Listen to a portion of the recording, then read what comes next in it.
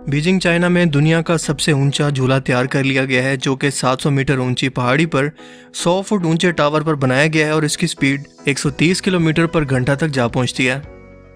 फिलहाल इसे टेस्टिंग के लिए इस्तेमाल किया जा रहा है, जिसके अंदर एक वक्त के अंदर 3 लोग बैठ सकते हैं और ये सिर्फ एडवेंचर के शौकीन लोग और मजबूत दिल रखने वाले लोगों के लिए ही है, वरना शायद इससे नीचे गिरकर तो आप ना मरें लेकिन हार्ट अटैक से जरूर मर जाएंगे। Amazing random facts around the world के पार्ट 48 में खुशामदीद। ये वो सीरीज़ है जिसमें हम दुनिया जहान से मुतल्लिक ऐसी अमेजिंग और ऐसी हैरत अंगेज फैक्ट्स जानते हैं जो आपने आज से पहले कभी ना सुनी हो और जिनके बारे में जानकर आप कहेंगे अमेजिंग। तो चलिए वीडियो को स्टार्ट करते हैं। पाकिस्तान और अफगानिस्तान के तंदूरों पर 1 मीटर की रोटियां तो आप सभी ने यकीनन देखी होंगी, लेकिन क्या आपको मालूम है कि वियतनाम के सूबे एन चिंग के अंदर इतने ही बड़े साइज की डबल रोटियां तैयार की जाती हैं, जो कि 1 मीटर लंबी और 4 किलोग्राम तक वजनी होती हैं और इन्हें देखकर ऐसा लगता है कि शायद इन्हें इंसान तो नहीं खा सकते लेकिन जिन्नात ज़रूर खाते होंगे। अगर आपकी नज़र के अंदर कोई ऐसा बंदा है जो उसे एक ही वक्त के अंदर खा सके तो उसे टैग ज़रूर करें।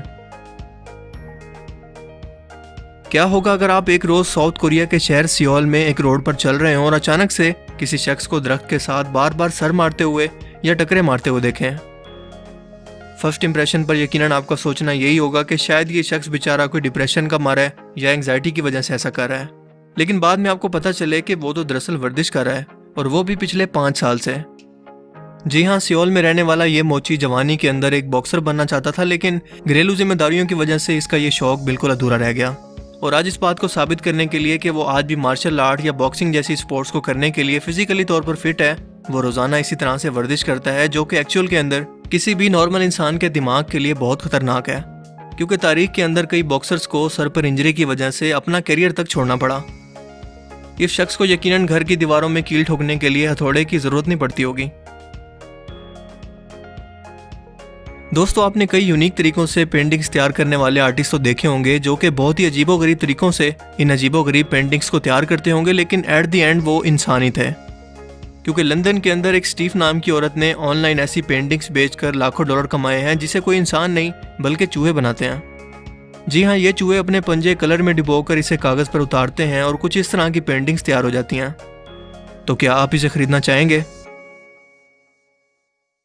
दोस्तों, दुनिया में कई त्यौहार किसी हिस्टोरिकल इवेंट या किसी को ट्रिब्यूट के तौर पर मनाए जाते हैं, लेकिन ऐसे इवेंट के बारे में आपका क्या ख्याल है जिसे कहते हैं put a pillow on your fridge day,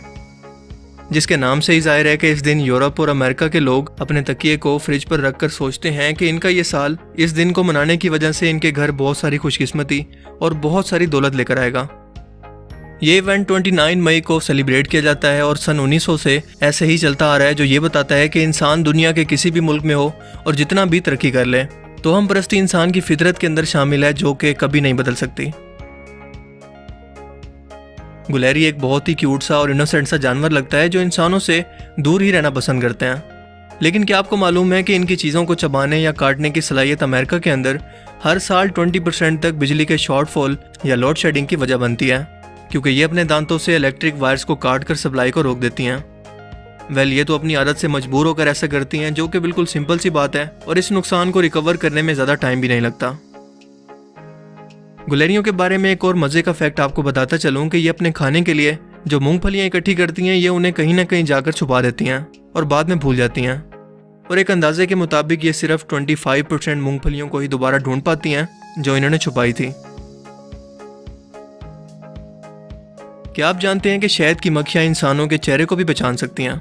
जी हाँ, ये 5000 लोगों की भीड़ के अंदर एक शख्स को आसानी से पहचान सकती हैं। इनके छत्ते के अंदर एक क्वीन बी होती है जो कि तमाम मक्खियों से साइज में बड़ी होती है या इनकी माँ होती है। 2016 में क्वीन बी ऑस्ट्रेलिया के इलाके वेल्स में मौजूद एक शख्स की गाड़ी के अंदर गलती से चली गई, और जब ये शख्स रेस्टोरेंट से फ्री होकर अपनी गाड़ी के अंदर बैठकर इसे ड्राइव करने लगा तो 20,000 शहद की मक्खियाँ इस गाड़ी का पीछा करती हुई 2 दिन तक इस गाड़ी के पीछे आती रहीं, जिन्हें बार बार बी कीपर्स ने हटाया, लेकिन क्वीन बी के अंदर फंसे होने की वजह से ये बार बार उसे आज़ाद करवाने के लिए वापस आ जाती। एक और फैक्ट शहद की मक्खियों के बारे में मज़े का ये है कि अगर इनको किसी तरह से शराब पिला दी जाए तो ये किसी शराबी इंसान की तरह ही अपना माइंड खो बैठती हैं और यहाँ वहाँ टकरे मारती हुई या गिरती पड़ती अपने घर को वापस जाती हैं। यानी अगर इंसान इन्हें भी चाहें तो सूटे पर लगा सकते हैं। हम सभी लोग जानते हैं कि बंदरों के अंदर गोरिल्ला सबसे ज़्यादा पावरफुल और फुर्तीले होते हैं और एक आम इंसान के मुकाबले में इनकी ताकत तकरीबन 9 से 10 गुना ज़्यादा होती है। क्योंकि एक नॉर्मल इंसान अब तक तकरीबन 400 किलोग्राम तक का वज़न ही उठा सका है, लेकिन गोरिल्लाज में अगर ताकत की बात की जाए तो ये 900 किलोग्राम तक का वज़न आसानी से उठा सकते हैं। लेकिन फैक्ट ये है कि मशहूर अमेरिकन बॉक्सर माइक टायसन को अपनी बॉक्सिंग स्किल्स पर इस कदर भरोसा था कि उन्होंने जू के एक मुलाजिम को $10,000 रिश्वत देकर ये कहने की कोशिश की कि मुझे इस गोरिल्ला के साथ बॉक्सिंग करने की इजाज़त दी जाए। लेकिन जू के मुलाजिम ने यह ऑफर रिजेक्ट कर दी और हमें अब तक की सबसे खतरनाक फाइट देखना नसीब नहीं हुई। आपके ख्याल में अगर ये फाइट होती तो इसका विनर कौन होता? शुमाली और जनूबी अमेरिका के जंगलात के अंदर एक दरख्त पाया जाता है जिसे मैनचुअल कहते हैं। ये दुनिया का सबसे जहरीला दरख्त है। अगर आप बारिश के वक्त इसके नीचे खड़े हों तो इससे निकलने वाला सैप अगर आपकी स्किन पर गिर जाए तो बिल्कुल एक एसिड गिरने की तरह आपकी स्किन को जलाने का एहसास करेगा। अगर इसकी लकड़ी को जलाया जाए तो इससे निकलने वाला धुआं आपको अंधा कर सकता है, और इवन कि अगर इसके पत्तों को पानी के अंदर मिलाया जाए या फिर इसके फल को, तो ये दोनों जहर का काम करते हैं और किसी भी इंसान या जानदार की जान ले सकते हैं। इसीलिए इन्हें जंगलात में रहने वाले वैशी कबाइल जहर के तौर पर अपने तीरों पर लगाकर शिकार करने के लिए इस्तेमाल करते हैं। दोस्तों, आपने यकीनन कॉबॉय बूट्स तो देखे होंगे जो कि घुड़सवार पहनना पसंद करते हैं, लेकिन मैक्सिकन कल्चर के अंदर इसे ज़रा एक्सट्रीम फैशन की हद तक ले जाया गया है, क्योंकि ये लोग कुछ इस तरह से तैयार किए गए बूट इस्तेमाल करते हैं जो कि बूट कम बल्कि स्केटिंग शूज ज़्यादा लगते हैं,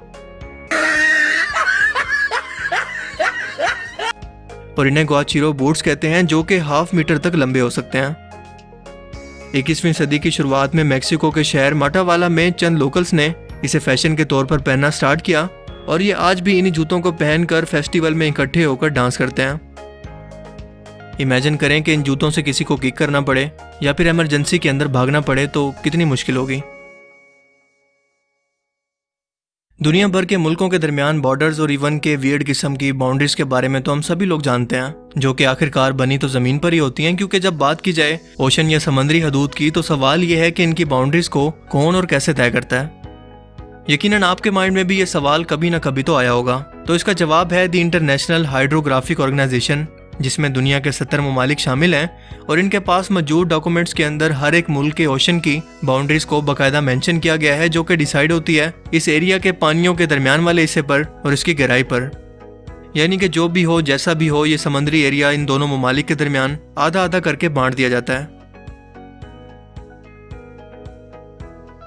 सांपों को तो हम सभी लोग एक खतरनाक जानवर मानते हैं और इनसे दूरी बनाकर रखने में ही अपनी बेहतरी समझते हैं, लेकिन क्या आप जानते हैं कि सांप जैसी जहरीली मखलूक ज़ल्ज़ले जैसी आफत को तकरीबन 120 किलोमीटर के इलाके से 5 दिन पहले ही महसूस करके अपना इलाका छोड़ देती है या फिर बहुत ही अजीबोगरीब किस्म का बर्ताव करने लगती है। इसके अलावा बहुत से परिंदे और चूहे भी ऐसा कर सकते हैं, लेकिन सांप की बॉडी ज़मीन के साथ जुड़े होने की वजह से ज़मीन से आने वाली वाइब्रेशन को बहुत ज़्यादा महसूस कर पाती है, या फिर ये हवा के अंदर होने वाले बदलाव को महसूस करके खतरे का एहसास पहले ही कर लेते हैं। लेकिन एक्चुअल के अंदर इसकी रीज़न क्या है ये साइंटिस्ट अब तक खुद भी नहीं जानते।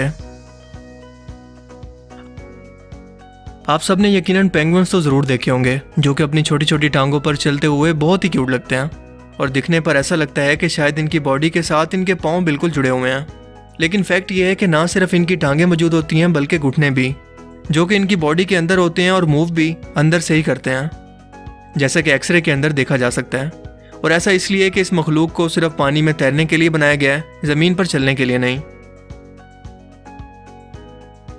ऑफिस वर्क के लिए बहुत सारे लोग चेयर पर बैठकर घंटों गुजार देते हैं और बहुत ही जल्दी अनकंफर्टेबल या थकावट महसूस करने लगते हैं। लेकिन क्या आपको पता है कि एक ऐसा वर्क स्टेशन भी है जिसे आर्ट वर्क स्टेशन कहते हैं, और यहाँ आप लेटकर या कुर्सी पर बैठकर अपनी मर्जी की मदद से इसे जहाँ भी चाहें एडजस्ट करके कंफर्टेबली तौर पर अपना काम कर सकते हैं।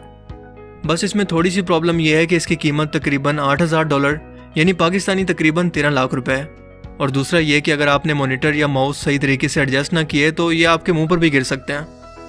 मेरे जैसा बंदा तो इतनी कंफर्टेबल जगह पर तकरीबन 5 मिनट तक काम करने के बाद सो जाएगा।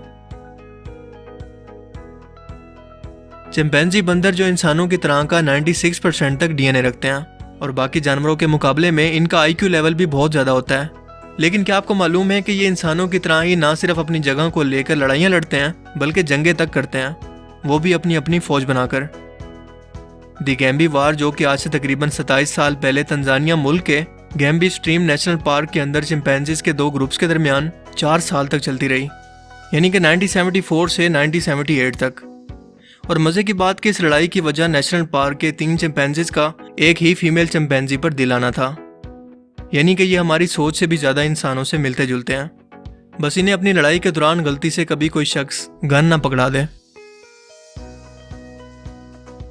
अब जानवरों की बात अगर चली निकली है तो आपको बताता चलूं कि ऑस्ट्रेलिया में एक जंग ईमू परिंदे और इंसानों के दरमियान भी हो चुकी है। और सबसे हैरत की बात तो यह है कि इंसान अपने तमाम असले और टेक्नोलॉजी के बावजूद इस जंग को नहीं जीत पाया, बल्कि ये परिंदे इन्हें जीत गए थे, जिसे तारीख में दी ईमो वार कहते हैं। तो आज के amazing random facts around the world की सीरीज में सिर्फ इतना ही। आपको इनमें से सबसे अमेजिंग फैक्ट कौन सी लगी, अपनी कीमती राय का इजहार कमेंट सेक्शन में ज़रूर कीजिएगा। अब मैं मिलूंगा आपसे एक नई इंटरेस्टिंग वीडियो में, तब तक के लिए अपना बहुत सा ख्याल रखिएगा। Thanks for watching this video. अल्लाह हाफिज़।